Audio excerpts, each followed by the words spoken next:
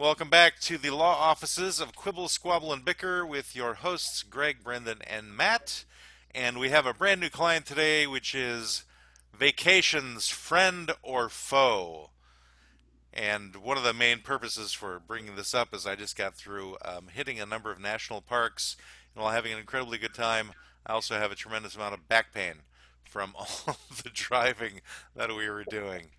But I went with three of my adult children, and so I'll just list off, and you guys can butt in with whatever you want to say. So first place was Snake River Canyon in Twin Falls, Idaho, which was gorgeous. One of the kids went ziplining there.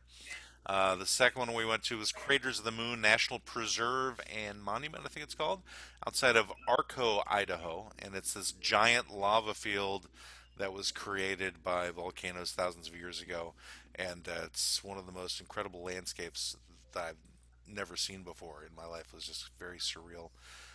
Then from there we went to the western side of Wyoming, the western side of the Grand Tetons, I mean, to go see Grand Teton National Park, as well as then go to Yellowstone. And we had a very full 4 days driving around Wyoming and lots of driving and lots of driving. But Yellowstone is probably the most amazing park I've ever been to in my life.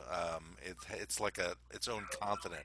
It has so much different landscapes inside of it that it's very Hmm. hard to It's explain. because the super volcano under it. I Yeah, was gonna that's a, say, did you see the super volcano? Did you go do that? That's what well, I would want to do. well, you're basically in the super volcano, the caldera of it, through the entire park for the most part. Most of Okay. the park is you're basically surrounded by the caldera, and there's geyser basins, many of those throughout the park. Yellowstone is known for having over half of the known geysers in the world.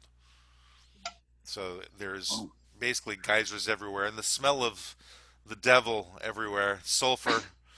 Do You they can have signs that say, please do not set off the super volcano? Do not taunt it. don't taunt the super Egg it volcano. Like, on. Don't egg oh it yes, on, super please. volcano. You think you're so good? Why don't you show us I know something? better than you.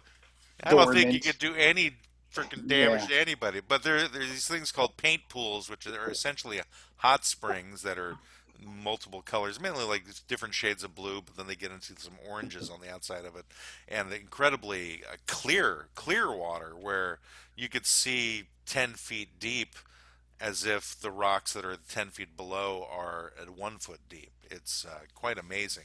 Huh. And not only that, there's like these I don't know, for lack of a better word, acne. It's like earth acne. In other words, it's these raised dirt areas where they look like there were pimples that were squeezed because there's just an open hole, but there's a I guess a rise from the earth to the hole of about 6 inches, 6 to 12 inches, I suppose you could say, but raised in the similar shape to a pimple. And there were a couple of those that were actually underwater in Yellowstone Lake, and Yellowstone Lake is huge as well. Um, but you walk around the geyser basins on a boardwalk, and there's a lot of signs around essentially saying that if you step off the boardwalk, you have the very real potential of dying because, for one thing, the water in these pools is boiling. Not all of them are geysers, but a lot of them are just really hot. And you can see them bubbling up. I took a bunch of pictures of that. And also, there's a thin crust of earth which you can step through, and in some cases, step into pools of sulfuric acid. So, Whoa. exactly. Wow. So, there's like a case of a guy who decided to go off one of these boardwalks, and they really couldn't find anything that was left of him other than liquid him, um, because he went into one of the sulfuric acid pools. So yeah, that was enough to keep me from getting near the edge of the boardwalk. Well, He just that's found his MAGA hat floating on top. I don't know I don't know if death is that political, Greg, but it certainly is the Darwin effect. You know what I mean? Like Yeah. that guy needed to be culled from the herd anyway. So well, it's like the people who get too close to the wild animals. So one of the things we saw on the trip in Yellowstone was just herds of bison. There were in one particular section of the park, they were everywhere. And at one point, I had one walking. across the end of the front of my vehicle, and it was that close to me. And another one to the side of us that one of my kids was freaking out about, thought it might want to ram the side of the car and Right. perhaps tip us over. And it was about the size of our vehicle too. This one bison, it was quite large. Anyway, but we saw a lot of wildlife, which was really cool. We saw the bison. I saw like the nose of a moose that was kind of sticking up at one point, but I didn't get to see all of it because most of the time I was driving, and I didn't get to see much. My one of my kids saw an owl two different times that nobody else saw. We saw elk at one point, a couple of deer hanging out, a little animal called a pika. We saw that in downtown Jackson, Wyoming, which is essentially a mouse without a tail. I guess that's the best way to describe it, with kind of like larger ears. This cute little thing that lived in the middle of the park in the center of Jackson, Wyoming. In other words, Is that kind of like a vole? it could be. I think it would. I saw it. It had its own hole under the sidewalk. So I got a picture of it, and then I wanted to get it to look at me, and it decided instead to go underneath the sidewalk instead of giving me the appropriate picture that I wanted. And I don't know what the hell is in that damn pika's mind. I also got the idea that's probably where Pikachu is named from, was one of these pikas, because it was kind of an odd. I guess it's spelled Pika. I'm just, the only reason I know it's called a pika is because some woman had done a YouTube video and called it that. So she could have been lying. It might not actually be the name of it at all. It could be some other name completely. No, I think you're right. And if we want to go old school graphic design, in fact I made this comment on one of your pictures. We used to have what's called a pica pole. Before there were pixels, one of the units of measurement in graphic design was picas. A font was X amount of picas, and we had these poles that measured picas. But How did you spell pika? I think it was with a C, not a K. Okay, like Micah. Like Micah, but pica. Right, gotcha. Okay. Well, I don't know. It could be the progenitor to Pikachu, because I could never figure out what kind of rodent Pikachu was supposed to be in the Pokemon cartoons, and that It's a made no pocket sense to me. monster. Right, but Pikachu, where does that particular word come from? Oh, I don't know. It's probably Japanese for electric mouse or something stupid. Electric That's Mouse a great is the hippie name. band. That was Greg's vibrator's name. Anyway. Oh, you. So I was telling a friend about your trip, Oh, and you. they said that they heard a story just recently. Some woman in Yellowstone got out of her car to like feed a bison or something. Get all close, and like a couple of bison mauled her, ripped her dress off. Luckily, they didn't kill her. Well, my wife was But telling me about that when I got home, that essentially it threw her up and her pants came off. yeah, And that's what happened. But I'd seen a video of something like that before I went, and I went, okay, it's a really good reason to not get close to a bison, because first Yeah. of all, they're in rutting season right now too, so the males are agitated to begin with, and then there was a woman who decided to try and grab the horns of a bison to get a better selfie or something. So we wanted to oh move the my bison's lord, head, and the oh bison my didn't. lord. This isn't something that recently happened, but it's something that happened in the past. And the bison didn't appreciate that, and essentially flung her up in the air like a rag doll. Yeah, when I lived in Alaska, we would have moose come into the city quite frequently. The snow would get too heavy in the outskirts of town where they lived, and so they would come into town looking for food. And so you'd have literally, like, you'd be driving to work on what would amount to kind of a main street in Anchorage, and there'd be some moose just kind of standing in the middle of the road, and they're kind of nearsighted, so their vision isn't really good, and they're kind of ornery, and they're hungry, and so that was a real problem when I lived there. Was wintertime moose would come into town. And moose are big, dangerous animals. I wouldn't want to be near one of those suckers. I mean, I've seen video where they like nearly knocked over a car. Also, Oh yeah, no, there was a time when I was younger, I was like, I would go out, jogging, in all weather, and it was like, it was probably like October, November, so there was snow on the ground, and I'm coming up this trail, and there was a baby moose, which is always a bad sign, and I stopped, and I'm like, oh no, where's the mama? oh no, and about that time, I kind of, like you said, I saw that nose come out of the brush on the other side of the trail, and like, I'm not sure what to do in this situation. And then she came out and was kind of looking at me, or at least looking in my direction, and I just sort of like wandered off, like I was confused and lost. And You didn't grab the horn so you could get a better selfie. no, You didn't think of that? no, I didn't approach the baby moose. I didn't try to maul it or fuck it or anything. I just That's good to hear. Glad you You restrained resisted yourself your... from those urges. But it was Baby Do moose are unnatural cute. things with a baby moose. You could have ridden it like a cowboy. You'd be a moose boy. Yeah, I could have. It was the baby was probably big enough to ride. I probably could have supported me. I didn't weigh as much then as I do now. Yeah, the But, mama I moose didn't. probably would have been like, "Oh, that's cute. Yeah, the moose would have been he's- so happy. It's riding my baby. Yeah. They're playing together. They found a playmate." So Yellowstone, getting back to where else I went, so Yellowstone was awesome in terms of all the wildlife. And the final place we hit, which we had the most limited amount of time to see, but we wanted to spend the most time at, was the Grand Canyon of Yellowstone.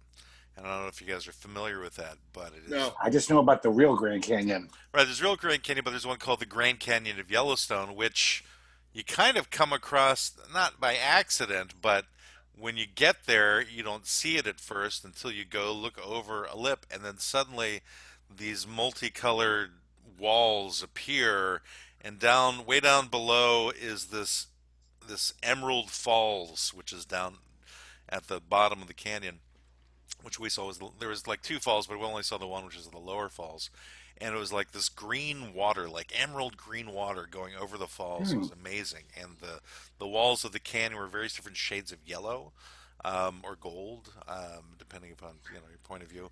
Do you think they dye it like beer on St. Patty's Day? There's park rangers who just pour green dye to Or make even it the a water, better thing. not the walls. The water for the tourists. Yeah, well, I think what they do in the case of the water is they grab hundreds of leprechauns and squeeze them to the water. That's a more likely. That's more likely. Time out. Let's not start getting racist about leprechauns. It's not racist. As the Haggerty in the group, I much like the Washington football team, I really think that Notre Dame should just retire the angry little drunk Irish. Yeah, fighting Irish, drunken fighting Irish. They might as well be called. Well, right now the they're surly Irish. They're COVID Irishmen, is what they are. Since like 170 students just came down with it at Notre Dame. God will protect them. My question is, isn't that a little overreaching on behalf of Yellowstone? Like, you got all the Yellowstone stuff. Do you really need to steal the Grand Canyon? Yeah. Do they have a leaning tower of Yellowstone too? Leaning Tower. Well, they The have Eiffel Tower. they have a mud volcano. Well, Does that's it really cool. spew mud, or is it? It was basically boiling mud, and I tell you, of all the places, all the sulfur places that we went, that stunk the worst of all the places was the mud volcano. That makes sense. It was like it's hard to describe it other than boiling, spoiled mud smell is what. I didn't know mud could spoil. Did it smell like rotten eggs? No, that's sulfur. It was worse than that. Oh, this was worse than I that. could handle the sulfur smell in the different places we went to because there were geysers. Like there's steam throughout the park, or the large portion of the park. Yeah. You drive. They around should call it the things- diarrhea volcano.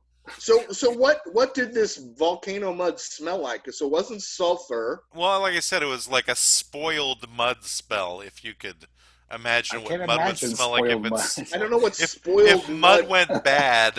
If it went bad. if So you an kept, earthy if you kept smell. if you kept the mud out on your I can't even think of a word on your counter too long. This is what happens. You have too many mini strokes in your life. You can't come up with words for that. It would become dirt. That's all it would become. Dry dirt. That's all mud was. Well, if turned you kept, into. you kept watering it anyway, So is it that earthy, muddy smell with kind of a like a sour smell. like to sour, it. sweet sort of smell to it? I wouldn't give it a sweet smell. I think it was more like if you had boiling shit. Then maybe that's a better. Okay. They They should call didn't it understand diarrhea that. volcano. It could have been. It kind of looked like it. I didn't get really any good photos because I wanted to get out of there really. As soon as I got out of my car and I went to take a photo, I went, "Oh, I gotta get out of here. This is horrible. So, and it was like the final part of our day too. It's like we just seen the Grand Canyon of the Yellowstone, which was amazing, and but we could only check it out for like 5 minutes because we need to get back to the other side of the Tetons before it got dark because the speed limits go down when it gets dark because of Animal Crossing, and Yeah. because there's a lot of moose and elk and bison that can be on the roads. You know, as I witnessed, they could definitely be on the roads.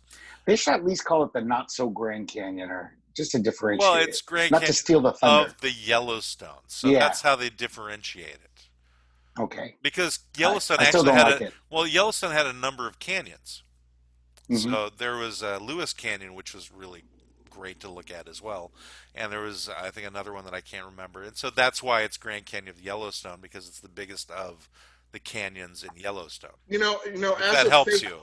Yes. fake lawyer, I'm seriously considering calling Arizona and representing them in a trademark lawsuit against Yellowstone for calling it the Grand Canyon. Do you want to like It's a get good all of idea. the horns away from the bison in as part of the settlement?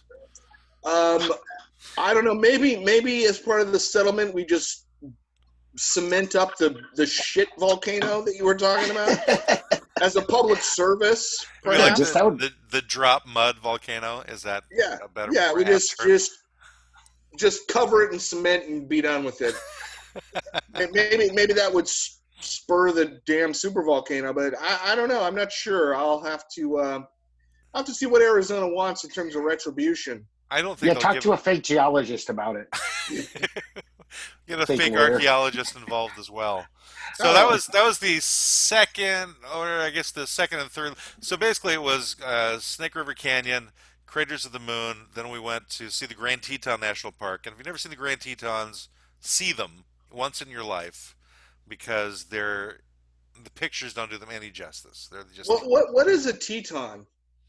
it's the name of one of the mountains is the Grand Teton, and so it's part of. But that would imply that there's a mini Teton or a lower Teton or a. Yeah, it does imply that it's a French term, and I looked it up once, and I can't remember what it means. So, I mean, if it's really No, it's not. I'm just saying. Teton definition, see if I can find that. What does I just always heard the Grand Tetons, and I thought, so are there? There's some place where there's minor Tetons or lesser Tetons or Minor. well mini alleged? I don't know Tetons, if I believe this definition. It's tiny uh, Tetons. French Canadian trappers gave the mountain range the body name of Grand Tetons, meaning big breasts in French. See, I was Ah, giggling when you it first was a mentioned it, titty. I and you had a said I was feeling. being immature. I But I thought was. I but thought there might be a titty reference in it.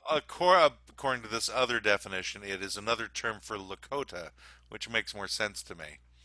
Which is the I'm going term, with titties. which is Yeah. which is a term for the Sioux. Are they round mountains that look kind of like boobies? Their origin is dwellers on the prairie, but they're mountains. So yeah, you know that's what Dakota means. And the Lakota had very big breasts. They're women. Yes, They were known for their ample bosoms. and the men as well. As a matter of fact, they wore them on their head like lamps, like most people wear lamps on their heads. When they're Anyway, drunk at a party, sure. so anyway, the Tetons are these amazing mountains that you can imagine as either breasts or representative of the Sioux. That's your choice. Anyway, so we did that one day, and then the next day was Yellowstone, which needs like 3 or 4 days at least if you're going to really do justice to Yellowstone and see everything that's there. Because we kind of saw a little bit of Old Faithful and the lodge that's next to it, which is supposed to be kind of amazing too, but we didn't really have the time to go into it. And the next day we decided we wanted to look for wildlife, so we spent that day. Well, we hit something called Mammoth Hot Springs, which are gigantic hot springs and incredible rock formations to see on the way there. No. Then we went to this valley to go try and find wildlife, and that's where we found all the bison. But we were actually looking for wolves because there's supposed to be like 10 wolf packs in Yellowstone, which were introduced, I think, back mid 90s. And they've been actually really responsible for building the bison population because the elks were eating all of the bison's food. And when the wolves came in, they started eating the elk, and the bisons were now able to get more food, and so the bison population has grown, and wolf population has grown. So we went looking for wolves, didn't find them. We found a ton of bison. And I know one of my kids, I think I said earlier, saw an owl or two on the side of the road. Nobody else saw. Anyway, It's sad that all these decades they could have let elk hunters go through the parks shooting elk, have a good time, and that would have brought back the buffalo herds. They didn't well, even think of that. well, I think they just don't want hunters on national land. Oh, Yeah, I was kidding. it's national park land there, Greg. Well, going back to my experience in Alaska, they'd fly helicopters and shoot wolves out of helicopters. So it was like apocalypse now up there relative to wilderness and wildlife. That's good sport. Wait, so there's like one like wolf hanging out in the woods that had shaved itself and was waiting for the Charlie Sheen of wolves Yeah, to a come rogue and wolf. assassinate it. Yeah, the Marlon Brando wolf out in the woods. Fairbanks. Horror. I'm still in Fairbanks. So anyway, so the final stop we made was Glacier National Park in Montana. So that was like an 8-hour drive from Yellowstone, and we spent I think like 2.5 days there. And there's something called the Going to the Sun Road, and the apex of that was beautiful. You're like surrounded by mountains, you're in a place called Logan Pass. And the kids decided to go on a hike there, and I'm not a hiker, so I just hung out waiting for them. I was just sitting on a rock, and while I'm sitting on a rock about 20 yards away, I noticed some rustling in the trees that are nearby, and I'm like, oh no, is it a deer? And then out pops a bighorn sheep. And, Oh, I saw that picture. That was pretty amazing. yeah, it was, Yeah. and it was really, really close by too. And I'm like, all right, I think I'm safe from that guy. I don't think he'll come after me. And then as he's going across the street, another one pops up and starts jumping across the barrier that was there on the road. And then I realized that the tourists would finally start seeing me taking pictures because I was the first one to get a glimpse of them, which rarely happens for me. I never see the wild animals first. And then all these other people were, because it was a big parking lot. It's a major visitor center there. All these people come out with their photographs, with their cameras, not their photographs, and start taking pictures. Here, look at these pictures I took. Hey, I haven't taken these pictures. You have to take a look at them. Right now, there's nothing on these invisible photographs. So, So how big? I mean, that thing looked big. I've never seen a whatever, whatever that is. well, have you seen a sheep? Well, yeah, of course. All right, so it's basically about the size of a sheep. Oh, So really? the day It looked before, so much bigger. well, It it's looked like probably it was because about 4 foot at the shoulder. Well, they stand higher, I think. well, it's Sheep are all probably hunkered down. well, they were also at a little bit of a higher incline from how. Okay, so it was no bigger than your average domesticated sheep. Yeah, but the horns I think add a couple of inches above their head. And I think I think they're more related to a goat than a sheep because, I got a picture. I was looking at their faces, and their face looks a little closer to the mountain goat I had seen the day before. Yeah, they do look like goats more. You're right. Yeah, but apparently they're sheep. But yeah, Well, those horns look pretty massive, and there are You know people that- getting kind of close to them, to take pictures, and like, you guys need to get back away. These Is are- it true that goats can eat tin cans? Is that an old wives' tale? I think they do if they have a little bit of seasoning. If it's cooked well, I'm prepared just properly. gonna say goats are fucking crazy. You Had ever- long you ever- conversations with goats to Well, make no, that but- assumption. No, but That damn seriously- goat, he thinks that you shouldn't wear masks either. He thinks but that the Illuminati killed JFK. They're nuts. Frickin' Have goats. have either one of you ever looked directly into the eyes of a goat? No, No, but Yes. I'm afraid they'd hypnose me. I think I've eaten some goat before. Well, you may have, but I'm telling you, I I have. have stared down a goat like right in the eyes. And there's, how like if you're looking at somebody and you get, that kind of window of your soul thing, and you kind of get a bead on the person if you really look into their eyes. If I promise you, next time you have an opportunity, look directly into the eyes of a goat, and you'll know what I'm talking about. They're crazy. Goats go to hell, sheep go to heaven. I think I've Nietzsche sung that said song that. at karaoke before, but at the same time, there is a movie about people like you, which is Men Who Stare at Goats, and I think you should probably watch it. It'll be. Is that a porno? I have seen both the movie and the original BBC documentary. The BBC documentary is fantastic. The movie was a bit of a joke, but it was a movie. Right, it was. I think So, Friedrich Nietzsche said, "Be careful when you stare into the eyes of the goats, because they stare back. Fried Rick? The goat will stare back." You called him Fried Rick? It was like Rick got That's what his fried? buddies called him. His close friends called him, "Hey, Fried Ricky, Friedrich, Friedrich, That was Friedrich." but I don't know how to say it. Friedrich Nietzsche is who you're talking about? No, this is his cousin, Friedrich. Who wasn't as bright. The He was a hillbilly. farmer. Yeah, he was a farmer, lived with goats. Well, if he was a farmer, he knew more about goats than Nietzsche. Nietzsche was whatever. He had a lot of Nietzsche had the whole about, theory about super goats. Yes, There are man, no goat or super super goat. That was his famous book. Which will you be? I want to point out that super goats or artificially intelligent goats is on my apocalypse bingo card. So if that comes Is that up, scarier than zombies for you? Would you be more I scared think in that so. world? I don't know why. Instead of Planet of the I Apes, think it'd be Planet of the Goats. I'm irrationally afraid of goats. Because you could have a tin fence and they could eat right through it like a tin can. There's nothing that'll stop a goat. Yeah. My Like wife, shotgun? literally, my wife was accosted by a goat as a 5-year-old child. The goat ended up eating her coat. She had to be saved by a bus driver. Goats are awful fucking creatures. Apparently, bus drivers are really good at saving people from things because your wife was saved by a bus driver, and at my school in high school, there was a cobra that went across a field, a soccer field, and drove across the cobra with a bus. Oh, yeah. Yeah, That's we've learned that buses are better than steamrollers at cobra killing. It's still up for in our, debate. in our actually. earlier in our early episodes before you came on and joined the partnership of Quibble, Squabble, and Bicker. The scientific community is still wondering about that. It's not totally proven. If the cobra's not moving fast enough, the steamroller will be effective. But cobras move faster than steamrollers. Yes. So that's why You a got to bus aim with the tires. would be more effective at cobra killing than a steamroller because the cobra can get away from a steamroller. It can't really get away from I will concede as easily. Just to alleviate the boredom of our listeners and move on the topic. I think they're all Since sitting we talked and waiting about this before. I know, but We talked about this. They enjoy this debate. I think. It's an age-old question.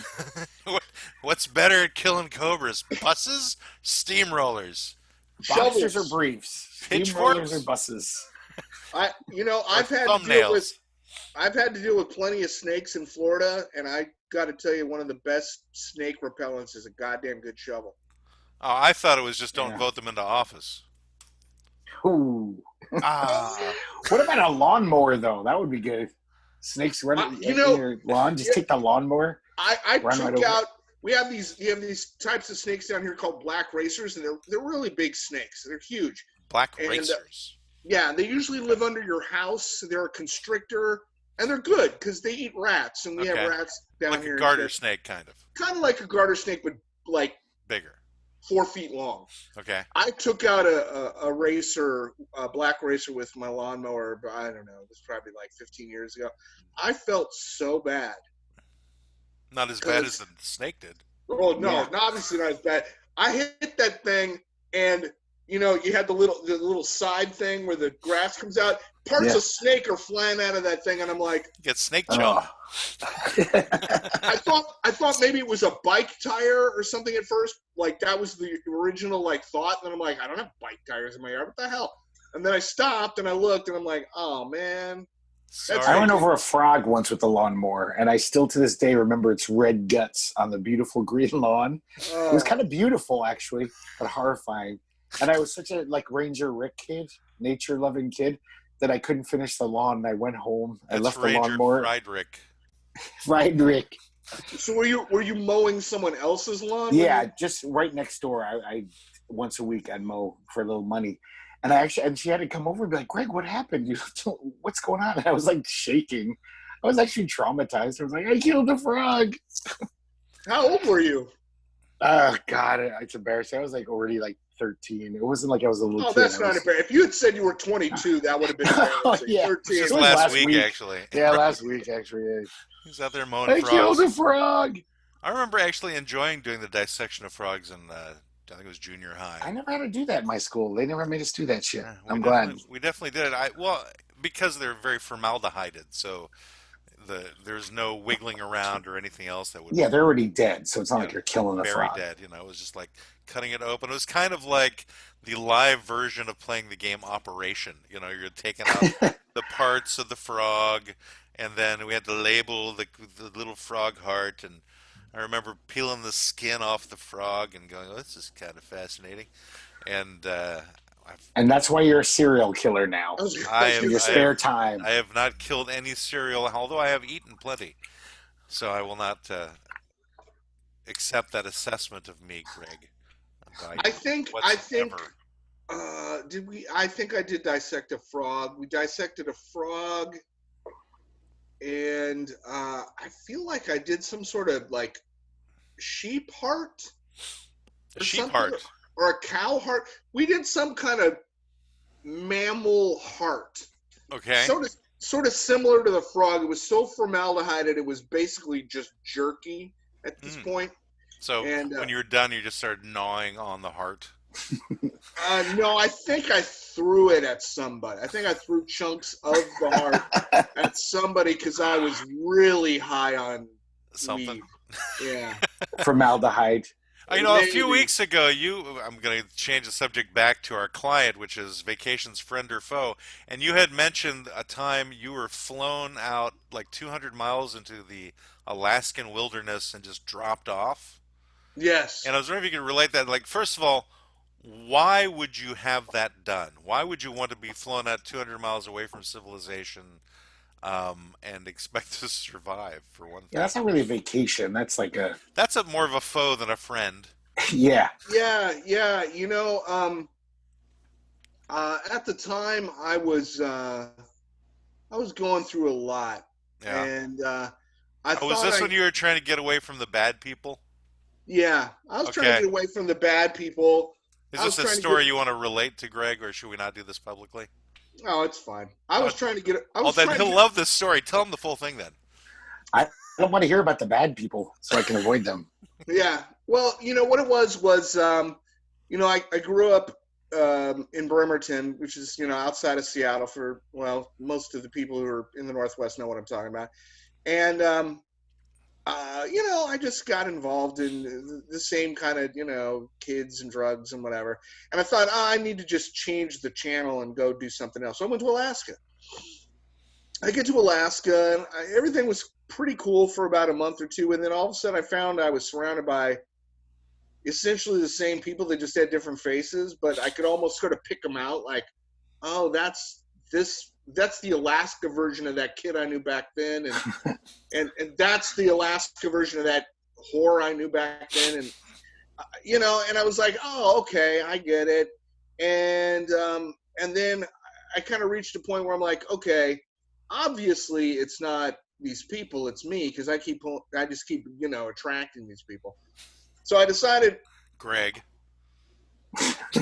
I don't know what sort of lesson he's trying to give you, Greg, out of my story, but whatever. So No, I think the lesson is bad people are everywhere. And that bad people are everywhere. you've attracted Greg to yourself now. So Yeah. anyway, so I decided that I needed to just do like some sort of zen, get away from it all, just whatever. So the most crazy thing I could think of was to, because I knew a bunch of bush pilots, was to hire one of them to fly me the fuck somewhere and just drop me off and leave me for 2 weeks. So it's like your very own outward bound type thing. Yeah, I think yeah, maybe kind a of. little worse than Outward Bound, though. There's Hmm. Was no one out Outward there Bound? to save him. No, there wasn't. Yeah. And so I saved. I think I had to pay the guy like $200 to fly me out there. And then I obsessed about all the different stuff I would pack, and I had all this stuff and the food and the thing and the tent and it was. I Did want you to have say a it was, gun? no, well, I'm getting to that. It was Sorry. September, so it wasn't super cold, but it wasn't like summer. It was it was cold. So I had all that gear. We're flying out. This comes to the gun point. We're flying out. We're getting close. This is I want to say about a 2-hour flight, and in this little tiny, Cessna. And the guy looks at me and he goes, "Kid, you got a gun?" I'm literally like, I think I was 19 at the time. I might have been 20. Don't remember. I think I was 20. And he says, "You got a gun?" And I said, "Yeah." and I pulled out this little 38, like snub nose, like gangster thing. Isn't And that a Saturday night special? Saturday Night Special. It's exactly what it was. And he said, "What are you going to rob a liquor store? There aren't any liquor stores out here, kid." You're gonna mug a bear? Yeah. Exactly. Give me your honey. Yeah. It's a stick up. So stay up. Yeah. So Nah. No, you beavers ain't gonna build that dam here. I'll tell you right now. I tell you right now, nothing doing. You gotta So pay he goes, protection money for all the dams you make. Damn beavers. So he goes, "You can take the shotgun in the back. You just need to bring it back with you, because that's the only thing, that thing, you might as well just leave that with me as collateral." I'm like, "Oh, okay." So then he drops me off, and this is the killer part. I'm unloading the stuff. He's helping me unload, and he goes, "Look, kid, here's the deal. In exactly 2 weeks at this time, this exact moment, I will be back here. I will land, and I will sit here for exactly 1 hour. 1 hour. If you are not here in that hour, I will fly away and leave you. So good luck." And then he flew away. So what did you do then for 2 weeks? How did you survive? Well, I mean, I had a certain amount of supplies in terms of food. Uh-huh. I did a lot of walking around. Did you stay near the airstrip? Oh, hell yeah. That was the first thing I did. Was I'm like, I'm not going to go marching off into the, tall forest. I'm going to stay within, like, eyesight of this place. So I did a lot of hiking and walking around and thinking. There was one point where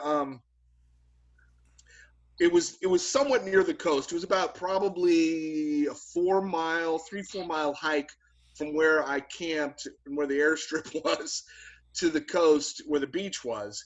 And I went out there. Just like the North Pacific, right? Yes. Okay. And so I get out to the and there's a cliff, and then there's this beach. And so I'm on this cliff and I'm looking down, and there's 3 polar bears. Polar bears. Yeah. And I didn't know they came down that far south. oh yeah. Oh wow. In Alaska? Yeah. Yeah, I think they're all over Alaska, aren't they? Well, you got to get out kind of to the ocean, and you definitely have to be north of the city, up, near Barrow and north of Anchorage.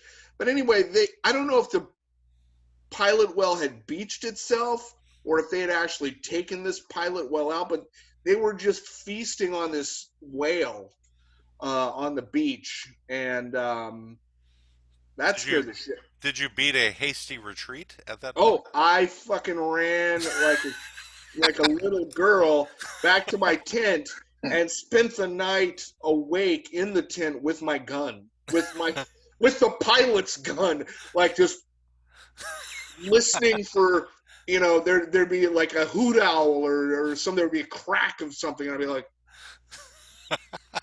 that was an exciting night. And so for how many days did you have that paranoia after seeing the polar bears? It was probably that night and the next night, and then I was sort of like, the polar bears don't give a shit about me. Did you have to hunt, or you had enough food, like granola bars that should last you 2 weeks, or did you have to actually be like, I gotta get some food, shoot a bird or something? I had enough food. I had done a lot of camping, so I knew how to like pack light. I didn't have to do any hunting or fishing. You weren't eating any raw varmints then. No, I didn't do. I wasn't out there. What was the movie that? Oh God, the movie about the guy that ran off into the Alaskan wilderness. Oh yeah, the died because he ate bad fucking potatoes or some shit. I forget.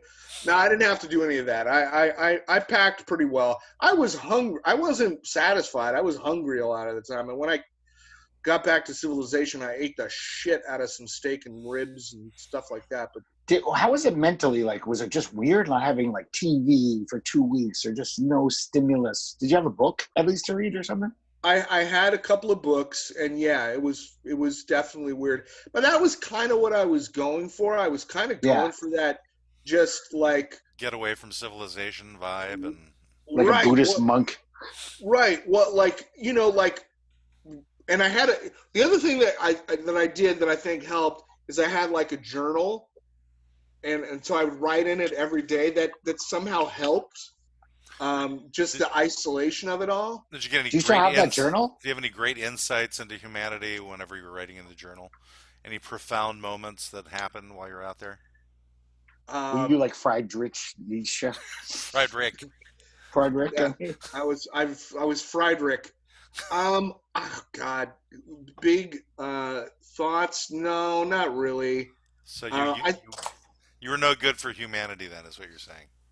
Well, no, I wasn't any good for humanity. I think more than anything, I was good for myself. Okay. I think I really kind of was introspective of how I got to where I was at that point in my life and why. And Did you change things after that? When you got back, were you like, yeah, I learned a lot. I'm going to do yeah, things differently. Yeah, he joined a monastery and practically. started his own internet startup company. That sounds great, though. That's amazing. Like, people go through years of therapy to get insights like that, but you just No, basically yeah. risked your life for 2 weeks. No, I came back and I was definitely a different person when I came back. How were you able to tell that it was 2 weeks later? Did you have like a watch or a calendar or something that you were marking off? I counted the sunrises and sunsets in the journal. Okay, oh, that's good. I was curious, like, were you ever nervous that you might miss the plane? Like, I was for fucking absolutely. Anytime I left the tent and went anywhere, I was like obsessively like, no, what did I write in it? No, it's been exact. And what time? And I did have a watch, so I knew what time it was. I was more concerned about the passing of days because there's, I think probably a lot of people out there who are, living sheltered in their house or whatever. If you don't have some sort of pattern in your day to day, sometimes you go, is it Saturday? Is it Friday? I don't even know what day it is. So it was a little bit like that. I mean, I knew it was, day, and I knew it was night, but one day to the next, it really blended. because you have to get it within that hour too, so it's not only keeping track of the days, but when he actually left initially, so you'd have to be. Yeah, when I knew it was close to his arrival, I didn't leave camp for more than like 20 minutes. It's like utter paranoia. I'm not going anywhere. I can't miss this show, the show of him arriving in the plane, of course. Next time And you do that, though. I'll never forget hearing the engine like, and I was like, there was such an ecstasy, such a joy, such a like relief to hear this stupid engine. I don't think I've experienced that at any other point in my life as like much as I was just like, the oh, ultimate, the catharsis of it all. yeah, thank God. And then I saw it, and then he landed. I'd never been happier to see anyone in my life. He Did comes you out run and and like, lick his face and? practically. I came running up and I was hugging him, and he's like, kid, I get it.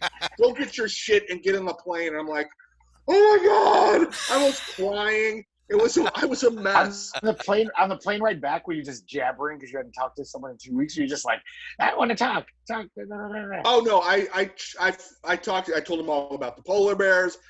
Yeah, he was a decent guy. I'd known this guy prior to this. It wasn't just like I knew him before because he used to come into the store I worked at and buy supplies, which meant mostly he bought 6-packs of beer that he would then fly into the native communities, and he could make a fortune selling one beer at a time. So he'd buy a 6-pack for like whatever it was at the time, $4 or $5. He'd make $20-$30 per 6-pack, and that was what he did on the off season. Was sold liquor to Eskimos. So Wow. he was no better than the early settlers in the United Yeah. States. He was a He's like bootlegger. tossing smallpox blankets to him as well. Yeah, totally. Greg was kind of like that, filled with joy when he found out that I was back from vacation. I was. I have no life without Matt. He's the sun to my solar system. Right. Anyway, so I would say that would be a vacation that was more foe than friend, especially I because, don't know about that. He learned well, a lot. he did learn a lot, but there was also that stress of being able to get back to civilization Yeah, probably if he wasn't missed his relaxing. ride, you know. Yeah, if you think It about was a vacation as relaxing, that Right. wasn't relaxing, I imagine. no. It was definitely. I would agree. It was a faux. It was a. It was a choice that I made. I Yeah. made that faux choice, but it was definitely an I think it was a friend anxiety. life experience. Sorry to interrupt. Yeah, no, it was anxiety ridden. I was scared. Uh, I went through all kinds of emotions during it, and I wouldn't consider that a vacation. So, Greg, you got any similar stories of No, vacations that you've taken and I've never even shit in the woods in my life. I've never had a shit, be squat and thankful shit. for that? Oh, I hate nature. I don't understand hiking and Well, camping. It's like, well, vacations don't all have to be nature. It's just that no, happened that's where I true. went, No, and but I'm like a hobbit. Like, I don't really care about seeing other places. I just like being content in my little hobbit hole with my comic collection. I so have for gone on you, some what would you vacations. consider to be a vacation then? The only vacation I ever really that blew my mind was when I went to Italy. One of the few times I've left the country, and I visited all my relatives for like 3 weeks, up and down the boot. I had like tons of relatives in Italy, and the main reason I loved it because they all cooked for me, and everyone was a world class chef. I gained 20 pounds in 3 weeks in Italy, literally. I'm not kidding. I weighed myself. I was like, and I don't regret one of those pounds. I would have gained more if I could have stuffed more food down my gullet. But it was also just crazy, just being in another country for the first time in my life. Like just the little differences. I don't want to sound like the guy in Pulp Fiction, but it was just like it stuck in my brain. I have a horrible memory, but that Italy trip, every day something will remind me of Italy. Like, oh, I don't know, pop in my head. Like So that was it was more just, friend than foe for you. oh, definitely, yeah. It It was a was good friend. a very rewarding vacation. I've traveled in America every year. My parent family goes to this little island off Rhode Island called Block Island. It's all nice. It's relaxing. It's nice, but I don't have these like. It didn't like doesn't change the way I look at things. Like going to Italy actually like almost made me think like I do want to travel more.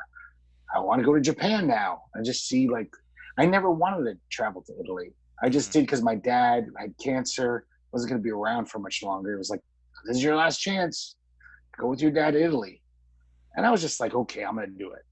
But it was really amazing. And I want to go to another country again. I want to go to Spain and Japan, So what's but I stopping you? can't. Why? Why can't you? You know the answer, Matt. We Because talked about this. I can't afford it. you can't. It's not as expensive as you might think to travel to another country. Even to take off that much a week of work is expensive for me, let alone the cost of the airline ticket and stuff. Sometimes it's worth like torturing yourself a little bit to be able I know. to develop this kind of memories, though. Yeah. But you know what the thing is? I have such a bad memory too. It's also kind of weird because I'll forget it all anyway. So what's the big a year later it'll be like, oh well. It's the overall feeling you get from it. I've done a That's lot of true. traveling in my life, and I can't remember. I think 90% of the places what I've done and 90% of the places I've gone to. Yeah, you've been in a But lot. you get this overall sensation of the areas that I've found. In other words, you go, oh, I have a fond memory of being there. Something about it was very good for me. Or you go to Yeah. some other location where you're like, oh, I don't want to ever be anywhere near that place again. It's kind of like within Yellowstone. It's like I don't really need to go see the mud volcano again. I won't probably remember it. I'll just remember there's odors that will trigger me going, ugh, I don't need to see that. However, the Grand Canyon of Yellowstone was great, and going and seeing the bison was great as well. We took this one long dirt road that was only 6 miles long, but it took us like an hour to get through it. And that was like a fun little trip. Oh, I forgot to mention that I did get to commit an act of aggression against a foreign power on this trip. Um, coming out of Great. coming out of Glacier Just National great. Park, coming out of Glacier National Park on the western side of it, there is this road which parallels the park, and it goes straight to Canada. And I mean, there's like not really any detours you could take. It just takes you there, and it's 35 miles away, and 30 miles of that was unpaved roads.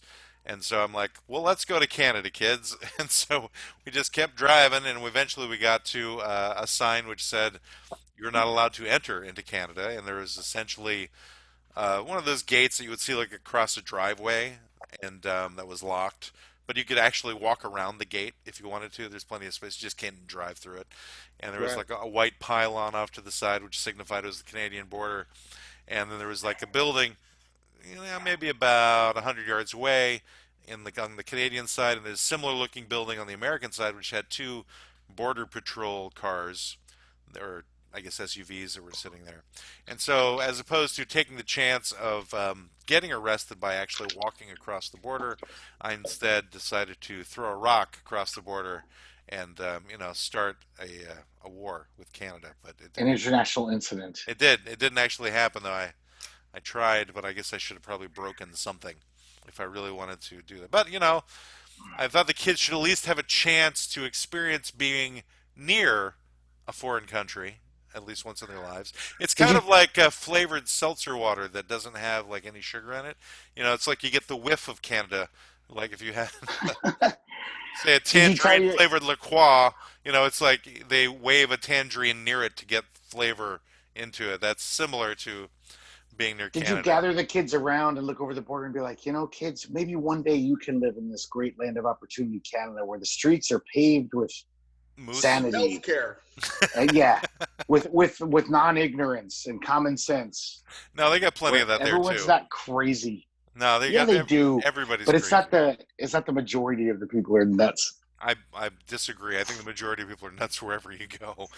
It's just Yeah, I think we just America right now has got a corner on the market. we just happen to have one of them running the country at the moment. That's what makes it seem Yeah, worse. and a Yeah. lot of people like them, but You that's know, it's, another issue. But it's, it's they have those people in Canada too. But they're Definitely. not in charge. At the moment, yes, at the moment. But Yes. but anyway, so that was the trip to Canada. We spent, I think, one more day going to Glacier National Park, and then drove to Kennewick, Washington, where they didn't want to see anything else. And then I arrived home yesterday. So, and now we're doing the podcast. But I would say overall, it was a friend for a vacation, with the exception of the utter back pain that I have from Yeah. doing nearly 8 hours of driving almost every day. And but That's a sign of what a good dad you are. Like so many parents would take their three adult kids out for a vacation and be like, "Oh, it was a fucking nightmare. It fucking bothered the well, shit out of me." the kids were great. They all had a really good time. It helps if you have credit cards. That's a big help too. I actually just gave each of them a credit card and said you can spend up to $200, so they would never bug me about buying something for them. right. So Now, because you had the adult kids, you didn't have to drive the whole time, did you? I mean, only one of them drives, and to be oh, honest, I don't trust anybody else driving my car if I'm in a circumstance where there's no cell phone service and there's no internet service in many places where you're going, and you have the potential of going into a gully or a canyon with people who've never driven in those environments before. oh yeah. See, like the last couple of trips, like we took a trip, and Rourke, who's my youngest son, which means he's 19 now. So I think he was 18 at the time. Oh, I had him drive the shit out of. I was like, "There you go, kid." We even got to the point where we were coming to the park. Or were we? Oh, we were up in the Appalachians, up in Virginia, Okay. and we're coming into the park, and it's that kind of windy ass road, and of course we timed it all fucked up, so it was dark, and then on top of it being dark, it was foggy, Yeah. and he's driving in this. Holly, my wife, and for those who don't know, and my daughter, who was like 8 or 9 at the time, are in the back, and he's just like White knuckling. white knuckled, Been there. and I'm like, dude, you got this, you so got this. He's like, I cannot see in front of me, Dad. I'm like, it's fine. Oh wait, stop! And then he's like, oh, And I'm like, I'm just kidding. And he's like, oh, So you just did it as an opportunity to torture your kid. yeah, pretty much. Pretty You much. see, I don't want to be in the passenger seat while that's going on. I'm like, I want to have the Yeah. control of the vehicle. I don't want to. I'm not going to really trust anybody else in my car. If it was their car, sure, I'll be the passenger. But my car, no, not letting that happen. I will. Any damage is going to happen to the car is going to be because of me. Especially since, again, no internet service, no cell phone service, can't call an insurance company, that type of thing. Oh yeah, I did get one speeding ticket on the way home in the thin portion of Idaho. I was able Oh. to go fast enough to warrant getting pulled over. And then The Matt threw a thing- rock the- at the cop. No, I- The Gave him the thin ticket. portion of Idaho is just Aryan Nation racist. That's a terrible part of the country right there. well, that particular police officer was nice to me. He says, Well, that's because good. you're honest with me. He goes, And you're white. I've lowered this speeding. You're, you Yes, look the a good beard. Aryan stop. I'm more than just white. My beard is like Yes, literally. is white. albino. And But he's like, okay, Santa Claus, whatever, head on your way. well, no, he's like, where are you heading to? I'm like, well, we're heading to Kennewick. He's like, do you know what you're doing? I'm like, yeah, I was trying to get past that logging truck. I said, but apparently I went a little too fast. I guess I was a moron. And he said, can I get your license and registration? I went, yeah, here you go. He goes back to the car. He comes back, and I'm like, yeah, I was just telling the kids how they shouldn't do things like that. He's like, well, since you're honest with me, this could have been worse because you hit our excessive speed limit because you were going 19 miles an hour the speed limit, so I took it down to below 10. I was like, well, thank you very much. And that was the extent of that. So I still got this. So that made the ticket less money? Yes, it does. And it also takes away reckless driving as well, Ooh, where you can that's get like good. you can get a charge. But one of my kids is like, "Oh, it's a good thing he didn't catch you when you go 90 in that 35-mile-an-hour lane." I was like, "Did I do that?" He's like, "Yes, you did." I'm like, "Okay." See, the speed limits in some areas in Idaho were like 80 miles an hour. And I enjoy 80-mile-an-hour speed limit roads because that means I can go at least 89. Because the basic rule of thumb for me is you can go within 10 miles an hour over the speed limit without really getting hit by cops. It's Yeah, whatever the I speed push. limit's just a suggestion, really. No, a speed limit is No, it's not a the law. I used to know somebody who thought the speed limit meant you couldn't go slower than that number. You go 50 miles an hour faster. She was also a person who liked to read books while she was driving. And Oy. but at one point she finally realized that she couldn't understand why so many people were going so much slower than her. And then she realized that speed limit was you couldn't go above that number. So that was very Wow. fun. And then she realized, how Heard come so about many it. people aren't crashed into trees like me because I was reading a book?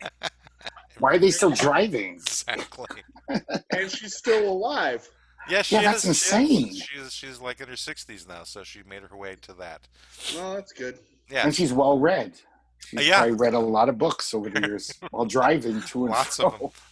Like asking people, what does this word mean? Who she's sitting next to, instead of like gray poupon. Poupon? What's that word mean anyway? It's the mustard that you poop on. Anyway, sorry, I just made that up. Matt, can I ask you a question as someone who grew No, up being a you military cannot brat? ask me a question. Okay, then I will psychically put it in your head. Okay, let's hear it. No. Is that your As psychic as a noise? military brat who lived Yes. all over the world, you lived in Asia, and do you I still did live. ever I travel? lived in 2 different continents, but yeah, I guess. It Yeah, could but be do you all over ever there like for other people. travel to other countries as an adult? Have you been to Europe? Have you been to? I've been to Europe, but it was more for business, for like business purposes. It wasn't Okay. really for leisure purposes. Although I've been to Canada for leisure purposes, Well, that's Um, that's not another country. and That's just us. That's a I remember 51st state. yeah, don't tell the Canadians that. They don't really appreciate that perspective. I know they don't, but They come on, they let's be they honest. really don't, because I've done that before. I'm like, you guys should just join the United States. They're like, no, thank you, sir. No, thank you. They're very polite about it. They politely decline. They're like, no, we don't wish to be part of the United States of America. I was just curious to see if, like, it's not as exotic for you to go to another country like it was for me. Just to go to Italy, which isn't that exotic. It's they just speak a different language and there's slight cultural differences. Well, But last time I went to a foreign country was, I think France. I went to France somewhere back in the late '90s, and I was there for I think a couple months, couple of weeks. That was a really fun trip. I really enjoyed that. I remember at one point I had a friend of mine who's French here in the States, and I was talking to him on the phone. I said, I've been here in Paris for a while now, and I haven't really had the food. That the food hasn't been that great, man. He's like, what? He's like, what are you saying? I'm like, you hear all how French food's supposed to be this great thing. He's like, you have not gone to a real French restaurant then. yeah, there's Like, no Arby's here. right. So I went and talked to one of my French colleagues. I said, listen, can you take me to a place that's like representative of French cuisine? He's like, yes, I will help you. So, Keep doing that accent. I Yes, like I, it. yes, Yes, I I will will. I love will you. help you. I don't know. They all, Remember, a even the third of kids our talk like audience, that. a third of our audience is France. And they So probably it's- love our French. So I was taken to accents, one of or these bad French restaurants where the waiters are there as like this third generation. It's a family thing. Whenever you work in certain restaurants, where you get the job because your father died or something. It's not like they Wow. own the place; you just happen to work there. So, and it was the first time I ever had foie gras. Was at this one restaurant, and I realized that Oh, oh, I love foie gras, and I didn't know that before that day. And it was an amazing, it was a remarkable restaurant to go to. It was, I don't even remember how much money I spent. I didn't care. It was just really, really good. And then later on, I went to Versailles, as, and that was part of the leisurely part of that trip. It was business, but the final, I think, 3 days I had to myself and a work colleague, and so we went off to the palace in Versailles, and it was incredible to see this place. Wow. And I never was really a fan of wine, so I'm at this little restaurant in Versailles, and I asked them to give me a decent wine. They're like, "Would you like to smell the cork?" I went, "No, because I'm stupid and I don't know what that means." So, so they just gave me, I think it was Are you hitting on me? what? Are you hitting on me? Is that some euphemism? Would you like to smell the cork? Oh, got you. Okay, sorry. I thought you were talking about yourself. But I was thinking you. I don't know what you're talking about, Greg. Sorry, it wasn't that good a joke. Yes, It's not bad that you didn't get it. I agree with you. I wasn't. I was trying to remember what happened, and I finally had real French wine, and I went, okay, I like this. So real French wine is worth drinking. I haven't really gotten into it here in the States because it doesn't really taste the same as it did there. I don't know, maybe it was the ambiance or where I happen to be, or maybe it just tastes better there because the chemicals aren't in it that required getting That's what it is. That's true. sent In across. Italy, the wine was way better, Yeah. and So it's I think real. it's the same thing in France. And then I was in Germany for a month, and then another time for like 2 weeks, again, business purposes. And I traveled all around the country, and I really enjoyed that. I love the Autobahn. It's the Autobahn, which essentially is what ruined me for American highways. Because So there's no speed limit, I right? learned how to drive, at 120 miles an hour out there, and I got the hang of it. So I know how to slow down without killing people in the car with you. And That's good. but there are speed limits on the Autobahn. I mean, there has to be. Okay. Because there's got to be times when people have to slow down. Most of the time, the right lane is all for like trucks going really freaking slow. The left lane is for people who are maniacs, because it's really bizarre that you're going 120 miles an hour and there's someone flashing their lights on you for you to get out of that lane because you're going too slow at 120 miles an hour. And the thing is, the car I was in couldn't go any faster. So I'm like, all right, I guess I got to get out of the lane. Is But that scary when you're driving 120 miles an hour? Like just it's holding the wheel? It's Is it like- scary. No, it's not so bad, really. I mean, I was No? doing 100 on this trip a few times, but and don't tell anybody. But there, what's the scary part is when people are stopped, and you think you have a certain amount of distance when you start braking, and you really, really don't. And that's when you think you're going to die, is the first few times that you misjudge the distance between you and the car in front of you when you're going that fast. So, Yeah. yeah, and then Yeah, I used to drive to Miami from Tampa, where I live, pretty frequently, and I was going through my midlife crisis, so I had a sports car at the time, oh, and no. I'd do 120, 130 miles an hour. The thing about driving that fast in America is you're just like vroom, vroom, vroom. because no one is driving that fast. So that was the weird part, was just trying to weave in and out of the traffic and keep that pace. Yes. And the thing is that you could have some minor thing on the road that can cause a bigger problem, Yeah. if you're having to dodge something. But for the most part, you can see I tend not to go that crazy if I can't see too far ahead of me. It's like if I have good long straightaways, I'm gold. Yeah. But if there's areas where I can't see because there's like a dip in the road, I'll slow down a little bit just to make sure nothing bad happens, especially if I'm trying to pass 4 cars at once. Yeah, no. From here to Miami, it's Florida. It's just flat straightaways. Yeah. Yeah, all my relatives in Italy drove like they were at fucking Le Mans, and they were all so good at it. I mean, I remember one cousin totally speeding like fuck, like everyone, and it was a turn. There was a curve in the road, and the guy in front of him was going too slow on a 2-lane highway or road. Yeah. And he just, I'm going to pass on a curve.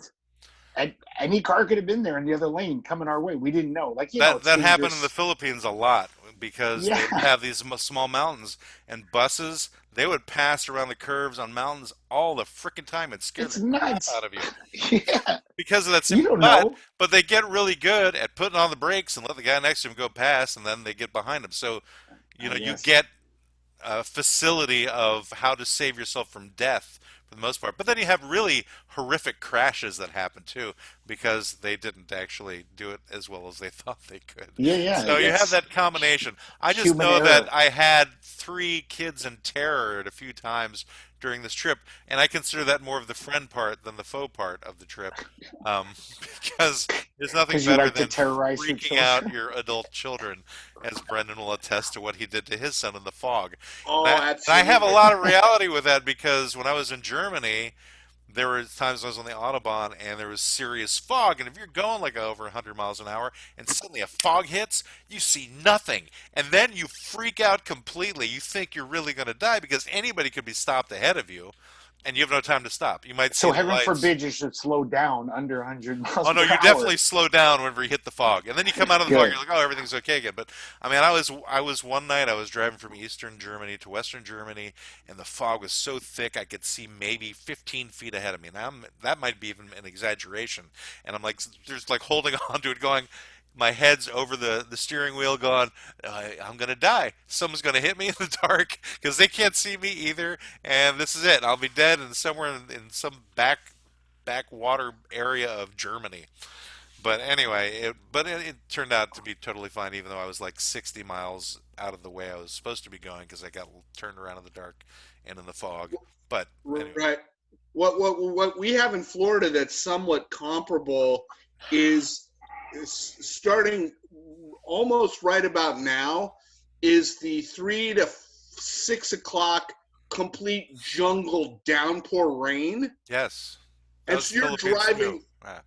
and you somebody might as well just be pouring a bucket of water constantly on your front windshield. You can't see shit. It's like a car wash. Yeah, it's like driving through a car wash at 60 miles an hour. Yeah, it was like that in the Philippines too. We had 2 seasons, wet and dry. Yeah. And yeah, that's right. The like Philippines somebody just pouring a bucket of water over your head, for that matter. Yeah. Like how be out for a couple of seconds and you'd be drenched. Yeah. And also, I think it was similar insects in Philippines as in Florida because we had the giant cockroaches there too, as they have in Florida. Although they call them palmetto bugs in Florida, but I always call them cockroaches, big flying bastards. That's what they should be called. And the palmetto bug thing is just some, I don't know, pansy ass. Let's PR these fuckers. No. You know, ecologists talk about how every part of the food chain and every part of nature is crucial, even if they're not nice or you don't like them. But if I was God and I could just eliminate all cockroaches, I would roll the dice and be like, yep, this could totally upset the ecosphere. And maybe a whole 50 species would die because they couldn't eat the cockroaches. I would take the chance. That's how much I hate cockroaches. There are plenty of other friggin' insects that are horrible, though. No, cockroaches are the worst. I have a primal fear of them and hatred. I would 100% take out mosquitoes. Yes, they're useless. They're I'm sure useless.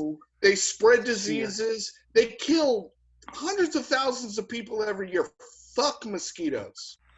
Well, But maybe you know, that's like the when they point, though. Maybe the point of having mosquitoes is to like thin the that could the be a human thing. herd. You know, Yeah. maybe that is the whole Possibly. point. Yeah. That's pretty So dark. if like it was up to us, we would get rid of these things. But then if there's this god individual who would go, no, no, some of you guys got to go. You know, so that's why those things are happening. Or it gives us the incentive to create something to fix that particular problem. If we're going to go with an anthropomorphic god. I want a final Mission solution thing. for roaches and mosquitoes. I think it's called raid, isn't it? It's not final. It's hard to get them all. I You want know, to we figure just something out. I've stepped on them and they've survived. we just Yeah, roaches are tough. we just bought some sort of device. I haven't really looked at it. It just literally arrived from Amazon yesterday. It's some sort of mosquito repellent device. It's not like your bug zapper, and it's not those stupid candles. It's something else that's supposed to be like, Elon Musk level of the next generation of mosquito killing. I I think have they've no idea. actually taken Elon's Musk and turned that into a citronella candle Could work. Possibly. to But keep away like MAGA hats. But I'm not maybe. sure. I don't know. Anyway, I don't That's know what another I'm talking pest. about. I'm gonna I I'm gonna had a whole try it theme out I this was going to weekend. go with, but I blew it. So do you guys think, how do we, friend or foe, most vacations? I What's think the final some people. verdict? So I think if you're taking family or someone you love with you, you have the very real possibility of it being a faux vacation. Yes. Because of the fact that somebody invariably ruins it for you in some way. Well, not invariably, but often can ruin it for you. I was fortunate this last vacation. I really enjoyed it. Had a good time with all the kids. They all loved every part of it, it seemed.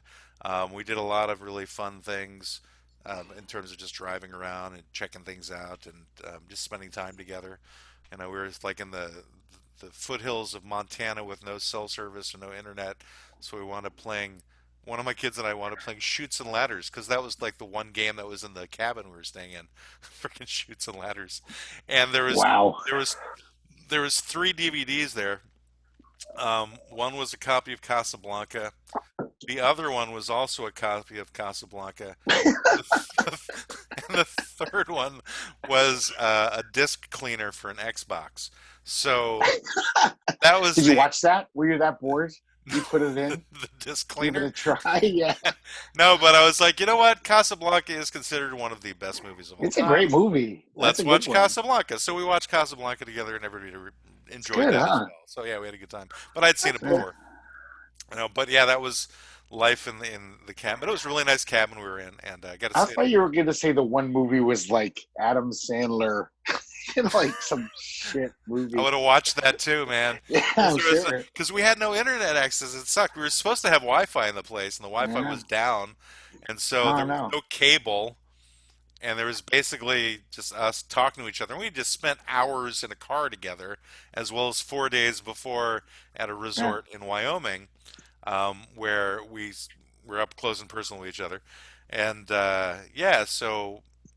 But it all kind of worked out, it all kind of worked out. It was a good vacation. And I think I prefer taking adult kids on vacation than little kids on vacation because little kids don't remember shit and they're annoying Yeah. and they complain about things and they have a lot of needs and desires that you don't want to meet them, but you do because you're a parent, and I realized that taking them as an adult, plus, in this time of COVID, it was easier for me to take a more lengthy vacation too. Because normally I take like 3 days. As a matter of fact, I'm taking another vacation on Sunday with my wife. We're going to Crater Lake for a couple of days. So it's like I'm getting like two vacations in a row because she couldn't go on the trip that we took to. Oh, your wife didn't go on the trip with you? It was just you No, and the kids? just three of the kids. Two of the kids didn't go. Oh. The other ones at work. The ones at work didn't go. Yeah, when I was a Well, kid, two of my best friends, their parents were globetrotters. Every summer, they'd be in Germany or Italy or just in Europe. Yeah. And it's just like, I look back and that's so wasted on a kid because I remember just going to this little island called Block Island. We didn't have a TV. And even though it was this beautiful island off of Rhode Island with like bluffs and ocean and really unspoiled, it's very like just beautiful nature there. all I could think about was like, I'm missing Happy Days this week.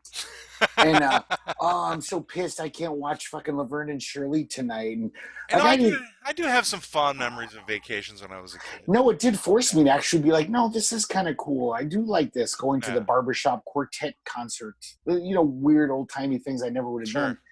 But for the most part, I wasn't as receptive because this is how bad we were.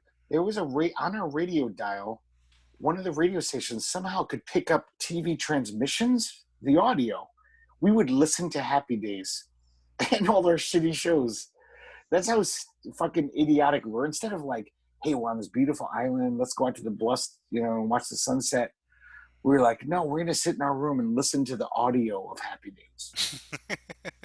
Well, it's a vacation. It's your choice. You can really do whatever you want. I know, but can you imagine if my parents took me to Italy? They'd be like, hey, tonight we're going to the best museum in Florence. I'd be like, no, I want to listen to Our look at my first iPhone. our first day after arriving in the resort in Wyoming, I was just exhausted and beaten up, and my back was killing me, and I basically stayed in all day. But then one of the other kids decided to just kind of hang out in the hotel room all day too. He went out for like maybe 10 minutes at one point, whereas the other two kids went out horseback riding and like checking out the resort and stuff.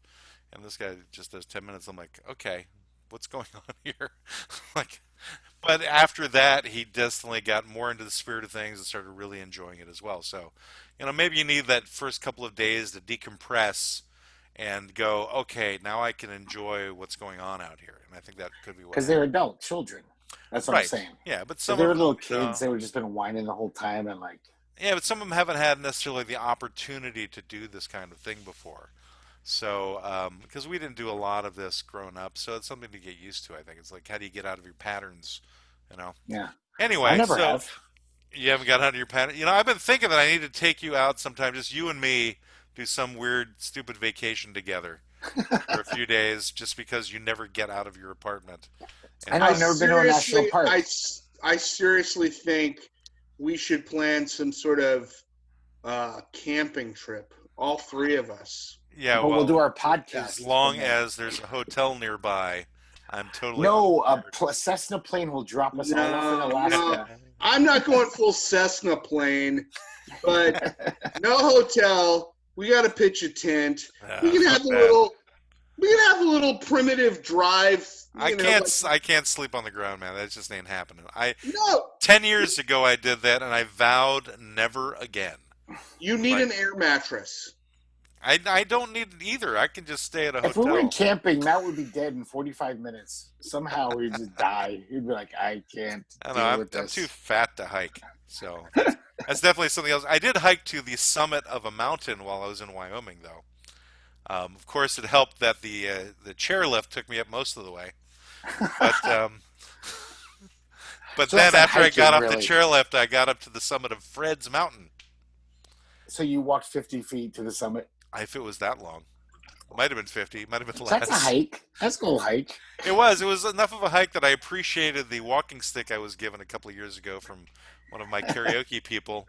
I definitely used it because I'm a large man, and walking down slate rocks is tricky when you're a large man. Anyway, but it was like a really beautiful view too.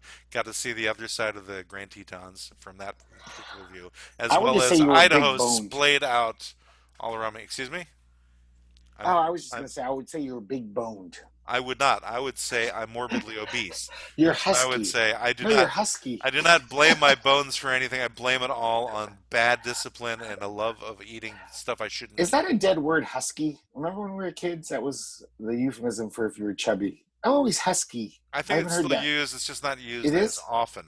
I think it's just very, very infrequently used. Because I was always husky. I think you're right, though. I think it's dying.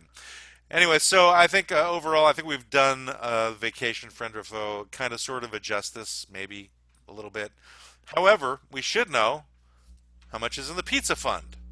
So right now we're at $2.61. Is that like what we made 8 cents in 2 weeks? No, I think we made 20 since last week. Okay, that's impressive. So like 10 cents a week. That's my. If you listen to the last episode, it tells you. How many francs did we get? many francs. Well, let me see. I will check and see how many people have been listening to us from what countries. So right now we're no longer at 25%. We're at 21% of people from France. They turned off after our Yeah, accents. Our bad 75% accents. of people in the United States. 1% from Ireland. What? Yes. We have to do Irish accents now. 1% from and then minus less than 1% from Canada, Ukraine, and Nigeria. So I wonder if that's one of Brendan's relatives in Ireland. I don't know. Could be. Our distant statistics, cousin. our demographics are 58% of our listeners are between the ages of 45 and 59. So it's basically the three of us.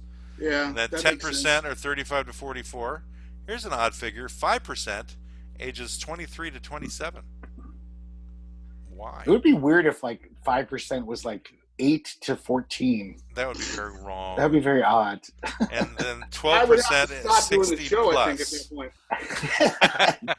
The tween demographic. Yes, we don't want that one. We We don't have want Brendan, that how can we demographic. skew our demographics younger? That's what I'm looking for. I want a younger, hip. We would. Well, you know, crowd. my oldest son, my oldest natural son, has an interest in participating in the podcast because he thinks he could add something to it, and he might be able to give us a younger perspective. So I'll just toss the idea out if you guys want to give him a shot one of these days. Is Because he just going to talk about kombucha and shit? he would not, but who knows what he would talk about? I have no idea what it would be. But he has this. How old is he again? He is turning 24 next week. Oh yeah. Yeah. We got to And do that. he's actually enjoyed hearing the podcast too. Apparently, one thing our podcast does for people is want them to argue with us. That's some of the Perfect. feedback that I've gotten. People are like, "Well, no, I wanted to say this to blah blah." I'm like, "Okay, well that's appropriate given the nature of this podcast." Do you guys know I do that when I listen to the podcast the next day? I think of all the things I should have said to argue better. I want to argue more with you guys. I'm like, I get I should have said upset with that. myself. I get upset with myself when I do the editing because I'm like, I say the word "like" far too frequently. That's you mean one like a thing that- valley girl? Like. I just say it a lot, and it bothers me that I say it as much as I do, and I say, you know what, or no, it's You know what I mean? yeah, I think that one Vern. That's an that overdone. yeah, that's You an just- LA thing. Yeah. You just say cowabunga a lot too. That's Oh kind of yes, annoying. that's kind of overplayed. Every other word, cowabunga Mhm. and Bazinga. bazinga.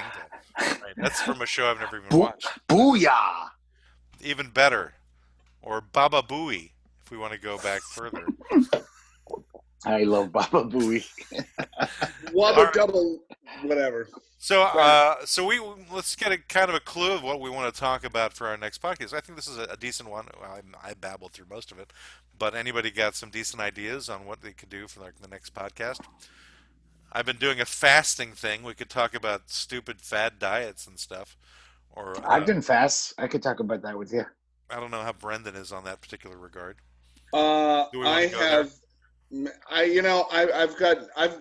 I've got nothing but the observations of somebody who thinks that might be an idea to do, but hasn't done it. I think that's did. the perfect perspective then. I did. Yeah. I did the. God, what is it called? The 4 hour and the 5. I don't know. I did something where I ate a lot of protein and vegetables, and then That's once a called week. lunch. No, and then once a week I got to like splurge and eat whatever the fuck I wanted. Uh huh. That's been the only diet I've really done. My son's doing a keto thing, which I'm Uh-huh. not really sure what the fuck that means, but I know it means he doesn't want any kind of rice or potatoes or any starches. So I cook a lot of veggies and meat. Okay. All That's right. what all the diets are. Every diet is no carbs. They My give them question- different names every 4 years, but every diet is basically the Scarsdale diet Right. from the my 80s. question is, do we really need these diets, or should we just not be simple and count the number of calories that we eat and work out what number of calories we should eat based upon our body type, and then just eat only those calories? Well, I think that we could certainly make this the topic for next week then, because you've already kind of gotten an ideology in place of how you I think actually did that things should diet, be. and it worked very well. Which diet? I did 1,000 calories a day for like 6 months, and I Yeah, ate whatever the fuck I wanted. I could one day I would starve myself and have a Snickers bar. yeah, Like, yeah, I get to eat a Snickers bar because I had one little thing for lunch, yeah.